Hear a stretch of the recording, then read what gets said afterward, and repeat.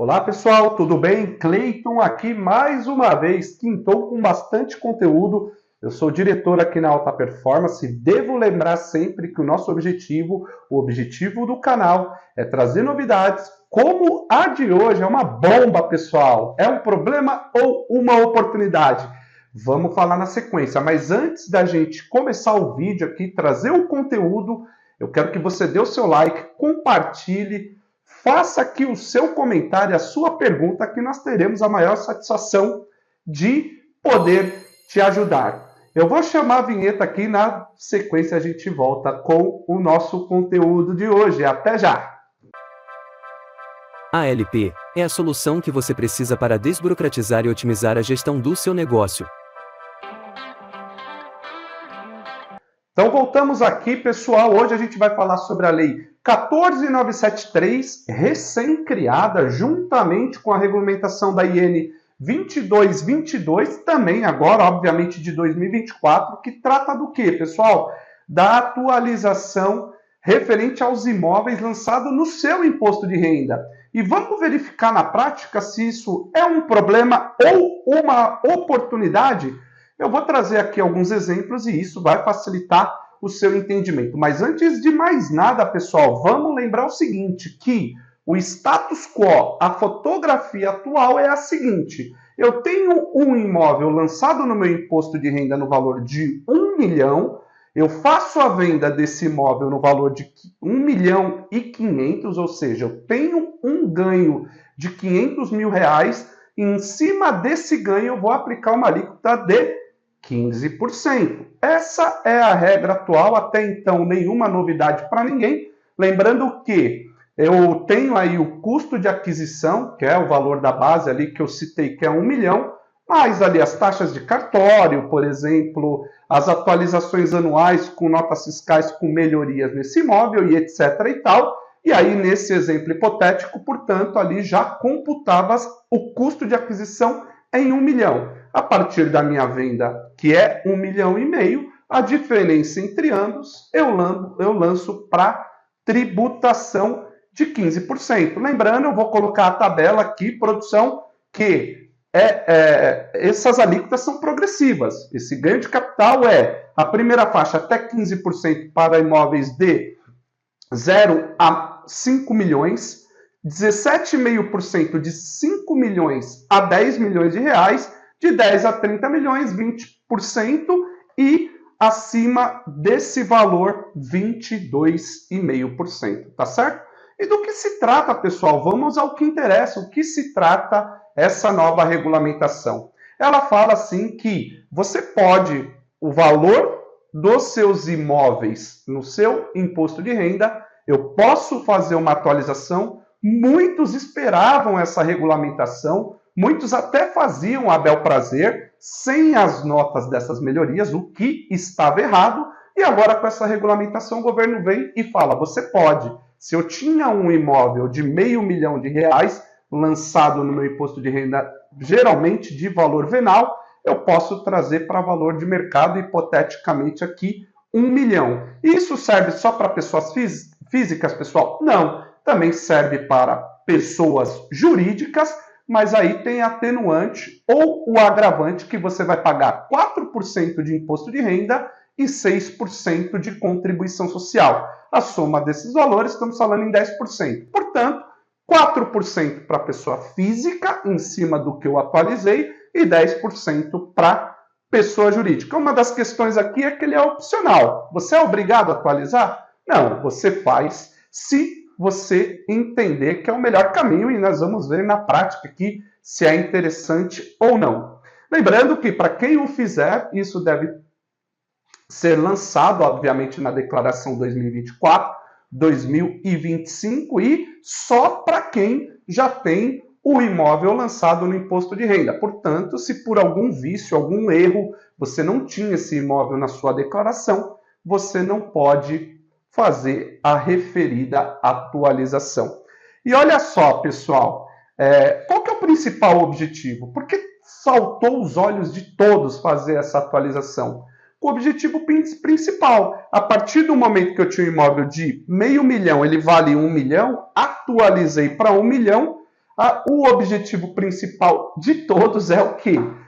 Se eu fizer a venda agora do meu imóvel, eu não vou ter ganho de capital, porque não vai ter diferença do custo de aquisição versus o valor da minha venda. E aqui está o que, pessoal? A pegadinha do malandro. Vamos tomar cuidado, temos que olhar caso a caso. Aos amigos contadores, cuidado, não saiam fazendo atualizações.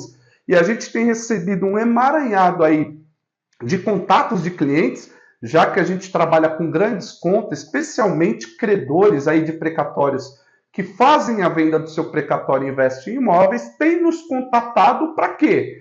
Para fazer a atualização. Mas, portanto, acalmem o coração. Vamos aos exemplos.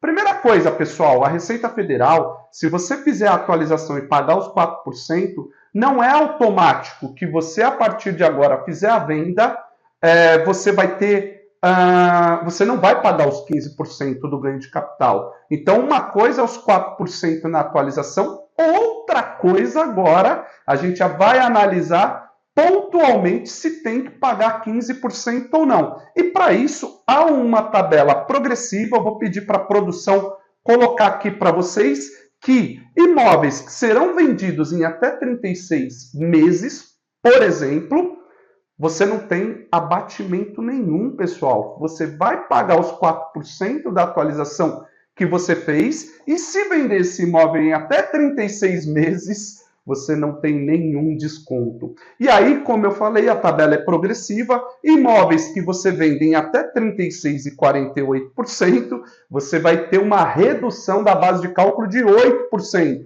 Mas isso não abate os 4% que eu paguei lá na primeira etapa. Os imóveis vendidos em 48% e 60 meses, você tem um abatimento de 16% e assim sucessivamente. Você só vai zerar o game, ou seja, você só não vai pagar mais nenhum complemento de ganho de capital se você vender esse imóvel depois de 15 anos. Então, resumidamente, pessoal, a fórmula se baseia em percentuais que reduzem o valor tributável progressivamente. Então, a gente tem que fazer um estudo de caso a caso, entender através do planejamento tributário se o seu cliente ele vai vender esse imóvel em quanto tempo, qual que é a projeção, para saber se vale a pena recolher esses 4% ou não. E agora, na sequência, eu vou mostrar para vocês aqui, com um exemplo prático, se valeria a pena para esse lead case aqui do nosso exemplo ou não. Eu vou voltar na sequência aqui com esse exemplo. Agora sim, pessoal, molhando as palavras, vamos ao exemplo prático. Vou pedir para a produção colocar nossa tabelinha aqui em tela.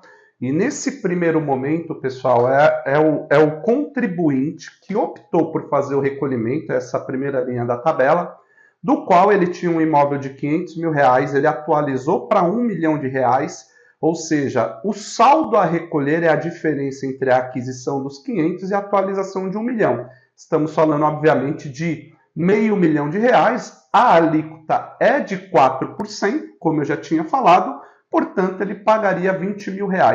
Isso seria lindo e maravilhoso se morresse aqui, né? Se a partir de agora a venda do meu imóvel estivesse suprido só pelos 4% da atualização. Mas aquela tabela progressiva ali é a pegadinha do malandro. Eu vou para a segunda tabela aqui.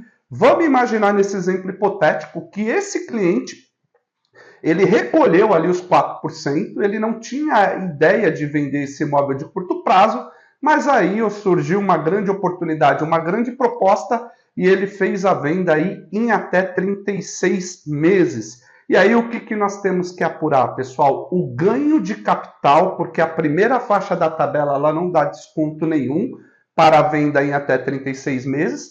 Portanto, devo pegar a alíquota de 15% e aplicar sobre o ganho de capital, que é o R$500 mil. Nós estamos falando aí de um pagamento do ganho de capital de 75 mil e, pasmem, devo somar os 4% lá que eu já havia recolhido inicialmente. Estamos falando aí de um imposto de R$95 mil.